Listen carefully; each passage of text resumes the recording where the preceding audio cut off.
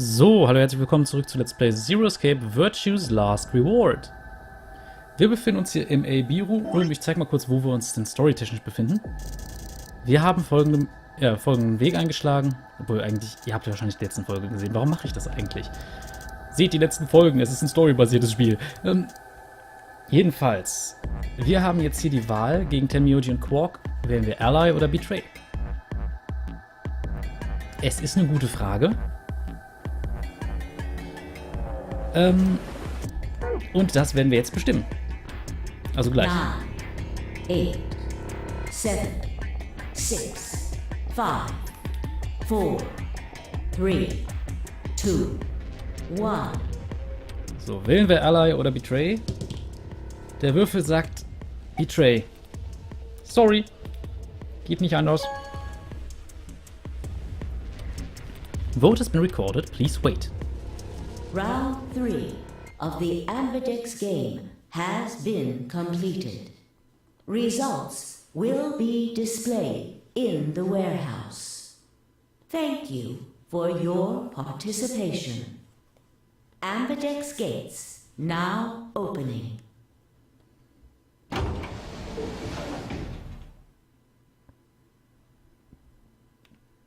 Also es tut mir echt leid, weil eigentlich haben wir es... Na gut, es gibt so viele Situationen, in denen man Charakteren was versprochen hat. Results from round 3 of the MAGIX game will now be displayed.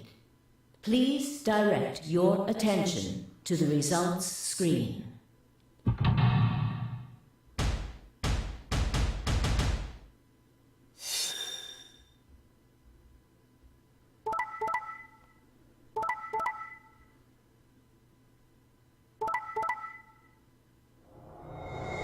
Och. Wie war das mit dem Wir wählen Ally?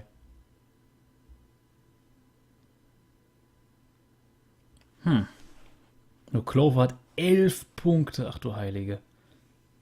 Points have been assigned or subtracted accordingly. Please check your bracelet to see your updated bracelet points.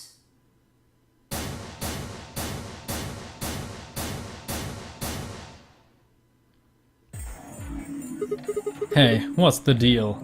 Quark had nothing to do with it. I entered the vote. So why did you choose Betray? Couldn't I ask you the same thing? I don't really think this is the time for a fight, though. Look, Clover's over by the door. What? Oh no.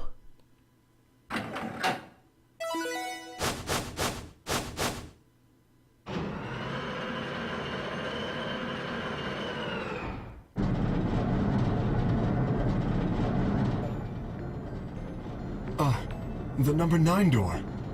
Fuck, she opened it. Ugh! Why? Clover, wait!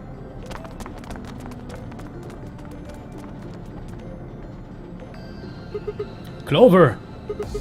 What the hell do you think you're doing? I'm going to call the others. What? I'll get justice for Alice. Justice? Wait, do you mean...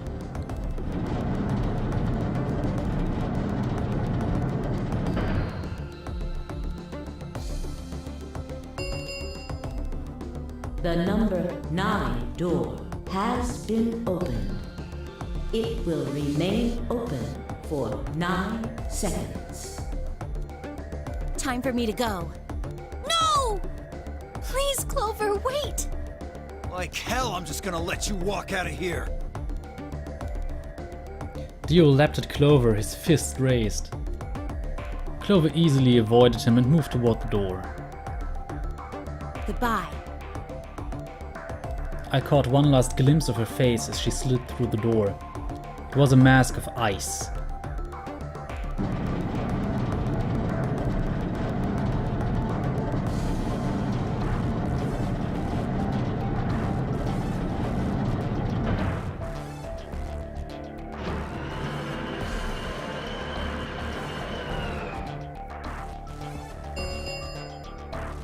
The number 9 door has closed. This ends the nonary game. Thank you for your participation. As the game is over, all doors other than the number 9 door have been unlocked. Escape is not possible. Please enjoy your stay.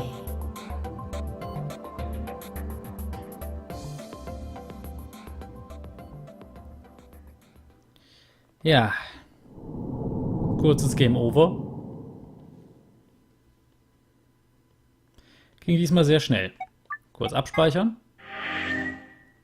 Aber jetzt werde ich tatsächlich nicht würfeln, weil uns nämlich nur noch diese Route fehlt und die mehr oder weniger ja eigentlich noch nicht direkt zum Ende führt. Aber da möchte ich quasi, auch wenn wir das Passwort für die Bombe schon haben, dennoch hier hingehen und Ally wählen, dass wir uns vorher noch das Tenmyoji-Ende ansehen.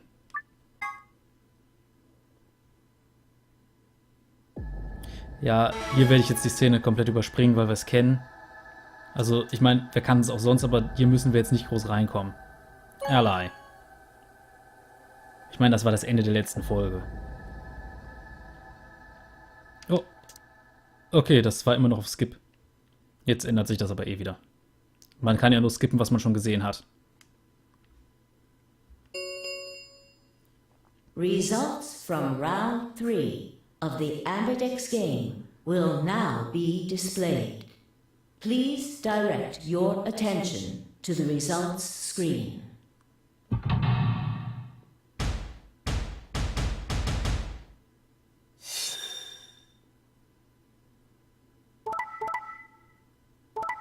Wir sehen, da ändert sich nichts.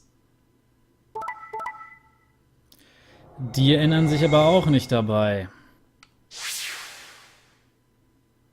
Points have been assigned or subtracted accordingly. Please check your bracelet to see your updated bracelet points. Dio ist irgendwie fast immer solo, kann das sein? Nein.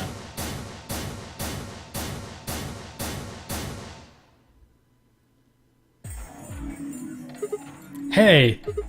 What the hell, guys? Why'd you betray me? Quark had nothing to do with this. I made the vote. Grandpa.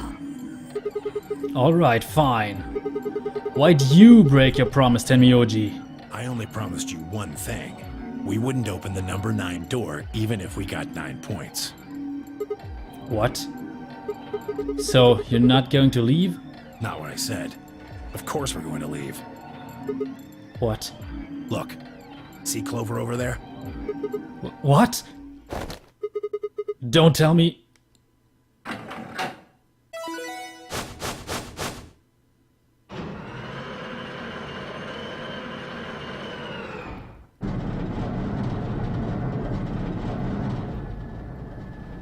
Oh no. Jeez. That bitch! Wait. Quark and Tenmyoji have... The words were barely out of her mouth when Tenmyoji and Quark ran past. No! God damn it!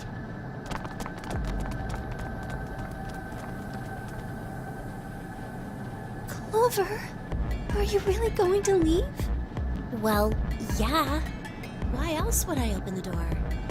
But why? I'm going to go call the others, so we can capture Zero Senior. Tenmyoji, are you and Quark going too? Yeah. Sorry about that. Sorry, everybody. So Sigma, happy? I kept my promise. Clover opened the door, not me. Like hell I'm happy.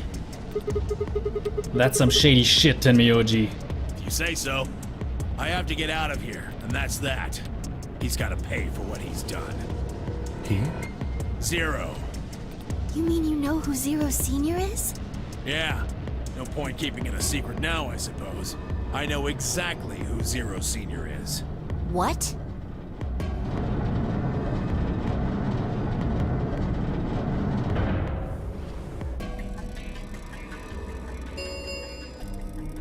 The number 9 door has been opened. It will remain open for 9 seconds. Let's go. Come on, guys. Time to move. Right. Oh, wait!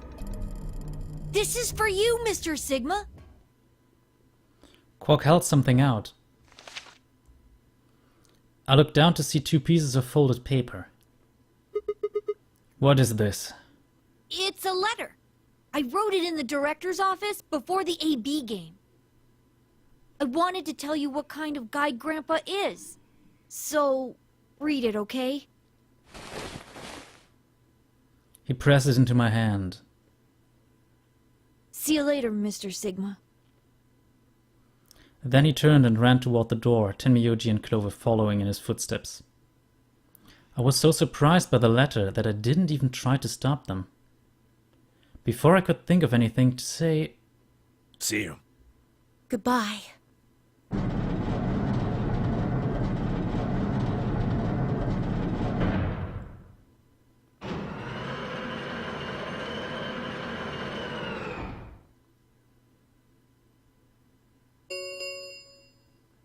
The number 9 door has closed.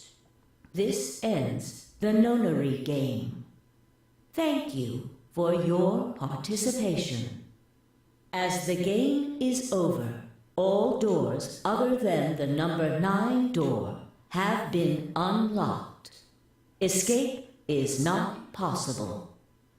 Please enjoy your stay.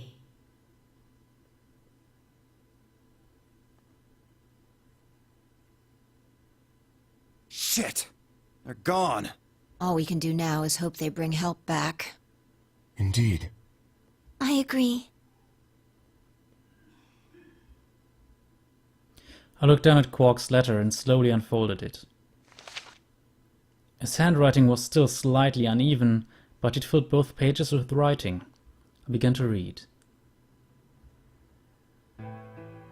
Und ich muss sagen, das wird jetzt also der Text, der da jetzt den ich vorlesen muss, das ist eine Sache, die ich sehr bewegend finde. Und ich werde das jetzt nicht mit so einer Kinderstimme vorlesen, weil ich es einfach nicht gut kann. Also, vielleicht versuche ich so einen naiven Unterton einzubauen, aber ich lese erstmal vor. It was a really stormy day when he found me. He said the rain was coming down so hard it almost hurt, but somehow he managed to hear a baby crying. I guess I must have been crying pretty loud. He took me home and he did his best to raise me, but he'd never been married or had a kid before, so I think it was really hard for him. He couldn't figure out how to mix the formula, so he was always carrying the directions around with him. Also, I guess I was a pretty picky eater, so if he didn't get the water to formula ratio just right, I wouldn't eat it. I guess I was kind of a pain, huh? But he didn't give up, and now here I am. When he found me, I was really, really small, and he was worried that I might not make it. That's why he named me Quark. A quark is a really, really small thing, and I was really, really small too. Grandpa didn't need to worry though, because it turned out that I was pretty tough. When I was 1, he forgot I was sleeping in the bed of his truck and drove off. I rolled out and went off the back, but I didn't even get scratched. I started walking when I was 2, and when he wasn't looking, I fell down the stairs. I didn't get hurt then either. When I was 3, I got really sick. I had a super high fever for a week, but eventually I got better. I guess you could say I'm pretty lucky. Anyway, I didn't really have any more accidents after that, and I was a pretty healthy kid. By the time I was 6, I'd started helping Grandpa out with his work.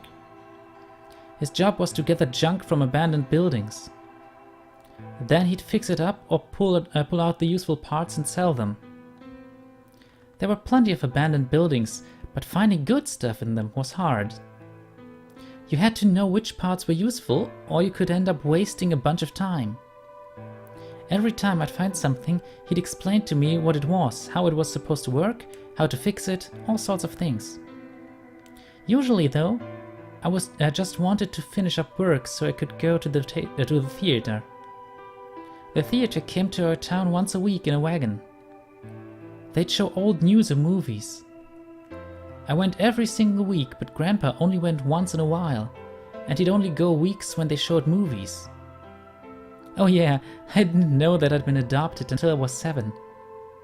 One of the other kids on my block told me. I guess after Grandpa found me, he looked all over town to try and find somebody who'd take me. The kid from my block actually had a mom, and he'd asked her if she would take me too. And he'd asked her if she would take me too. I gotta admit, I was pretty shocked when I heard that. There weren't a lot of kids with parents around, so hearing that someone lived with his actual mom was pretty impressive. I was also kind of surprised that Grandpa had tried to get someone else to take me. Did that mean he didn't want me? The kid who told me about Grandpa trying to get rid of me was a real jerk. He was totally spoiled, and he'd brag to everybody about how he had a mom. He liked to come up to me while I was working and say stuff like, "Must be hard not having a mother." It had never bothered me before, but after I found out that Grandpa had adopted me, I started to think that maybe he didn't really want me. If I could work on my own, then he could get rid of me.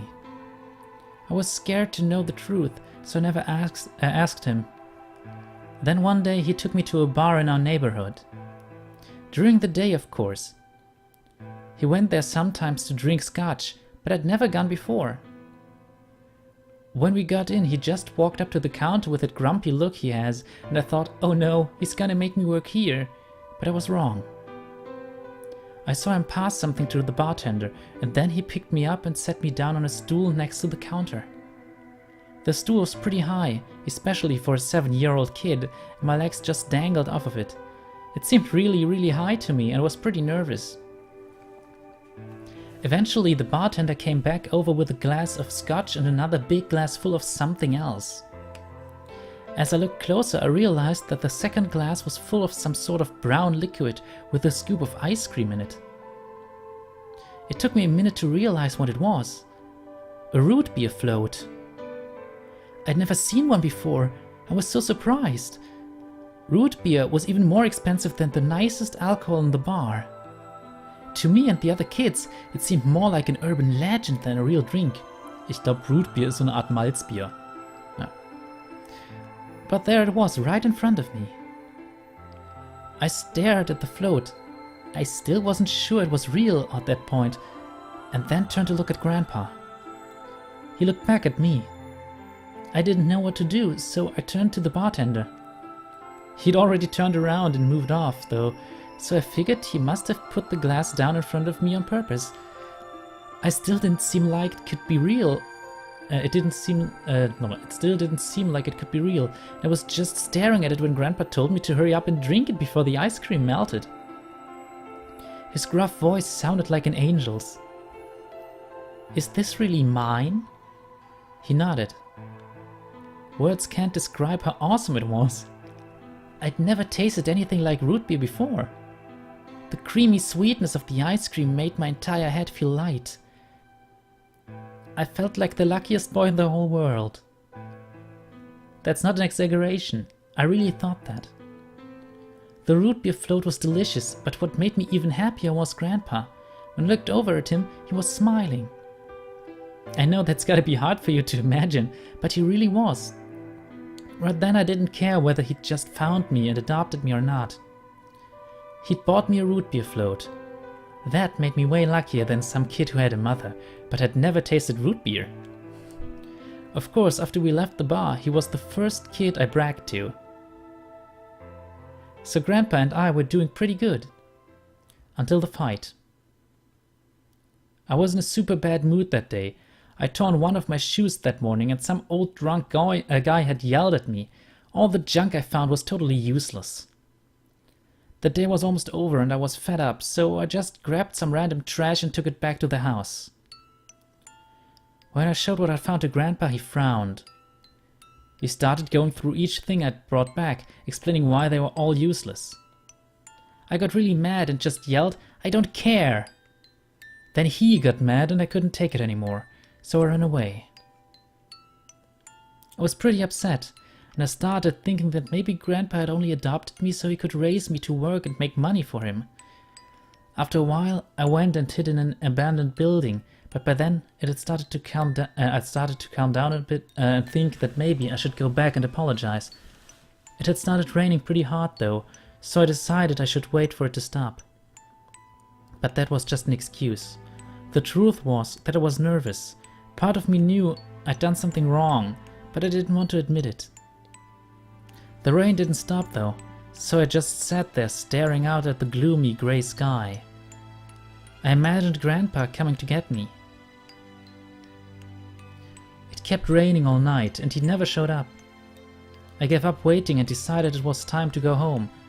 I was about halfway there when I heard somebody groaning.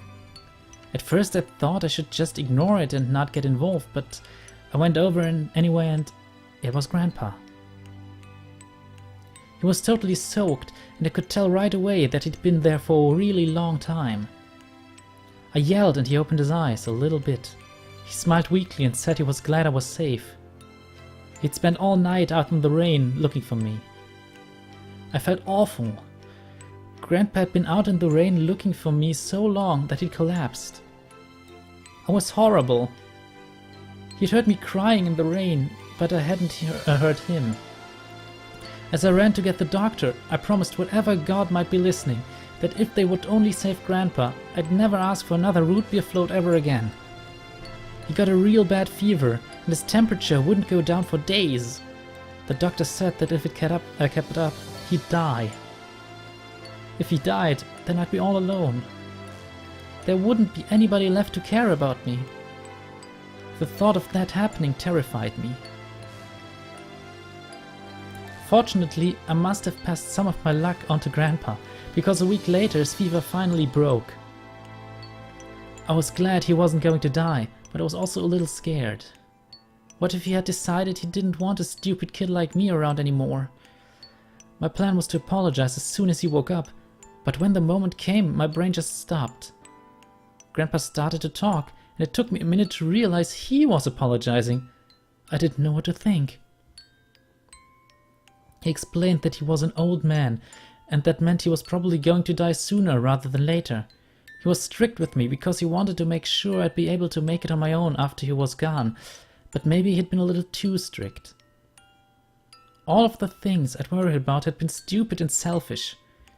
Grandpa cared about me a whole lot. He'd been worried when I ran off, and he'd gone out into the rain to look for me. I tried to apologize, but when I opened my mouth, I just started crying. I don't think I've cried that much since I was a baby. But he just smiled and patted my head. I asked him if he'd ever regretted adopting me. His eyes got all wide and he said, "Of course not." He told me that he was looking for a really important lady. Because of that, he'd had to give up on pretty much everything else in his life. But when he took me in and started raising me, he felt like he'd gotten some of what he lost back. That was when I decided I'd stay with him forever. Even if he said I couldn't.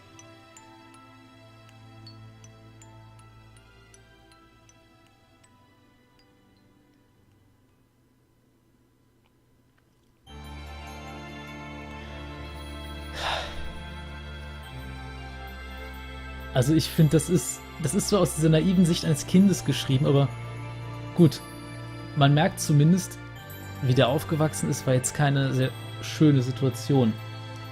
Aber insgesamt finde ich einfach die Situation und wie das beschrieben ist so rührend. Und ja, vor allem wenn man halt den gesamten Hintergrund kennt und ja, dieser alte Mann gibt dann quasi ein kleines Vermögen dafür aus, um diesem Kind eine Freude zu machen. Und später diese Sache...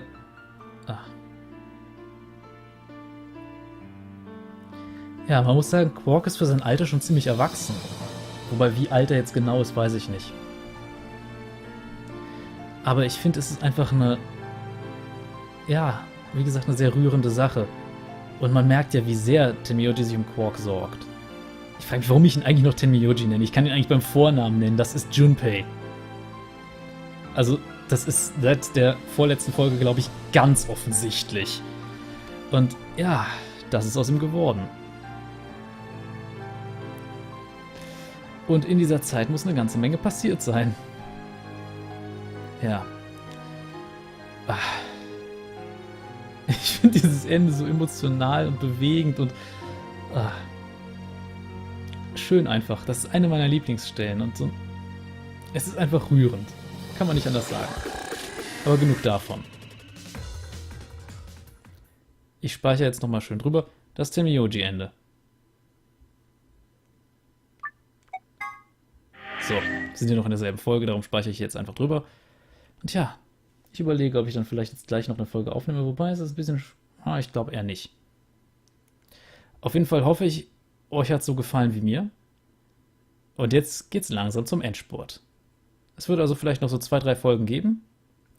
Und dann natürlich noch eine Folge, in der ich dann alle Log-Einträge und sowas vorlese, also die ganzen Sachen aus den Files.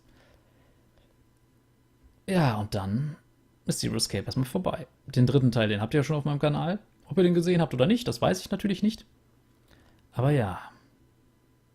Wir sehen uns dann beim nächsten Mal. Ich hoffe, ihr hattet Spaß. Lasst konstruktive Kritik, vielleicht ein Däumchen nach oben da. Viel zu theoretisieren gibt's leider nicht mehr. Aber ja, bis zum nächsten Mal.